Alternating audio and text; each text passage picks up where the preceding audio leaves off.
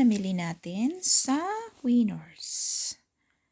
Here, this is a pants for my kid. Polo Ralph Lauren. So, yung presyo niya is $69.50. Ang real price niya naging $19.99 na lang. So, yan siya. Yan. Pants yan ng anak ko. So, yan. Then, next is this one from, sa akin po to. But hindi magkasya sa akin. Kids pala. Then, ito ay Levi's. Yan. So, how much is this? Worth. This is Levi's. See? Levi's. And how much could be? This is 37. So, nagiging 20, ano na lang siya. $20. So, naging $20 na lang siya.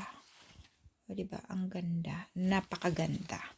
So, ang pinaka ano talaga. At saka ito siya. Dalawa to siya eh. Ito mga indigo to siya. Ito yung isa. Di pa. Levi's to siya. Ayan. Levi's. Nabili ko sa Winners. Ay that is $42. Pero hindi ito 42. Ito ay only $14 na wala lang yung tikita. Yun. 40. That is 14 Canadian dollars lang. At ito din, this is $24.99.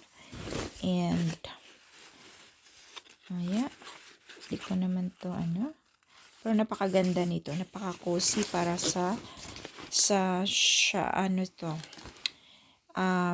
rain.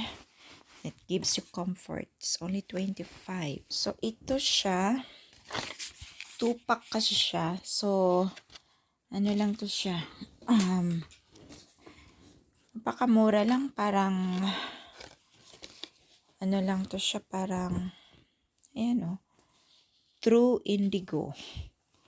Dalawa to siya. Parang tag $10 at ang ganda-ganda ng quality niya. So, yan. Yan. Pants to ng anak ko na 7 years old. So, yun. At magkano lang? $20 for 2. Parang tag $10 each. And then, ito. Hindi ko naman to na. It's only $10 lang here. All in Winners. Murang-mura lang talaga sa Winners. Yeah, yun. And that's all for today.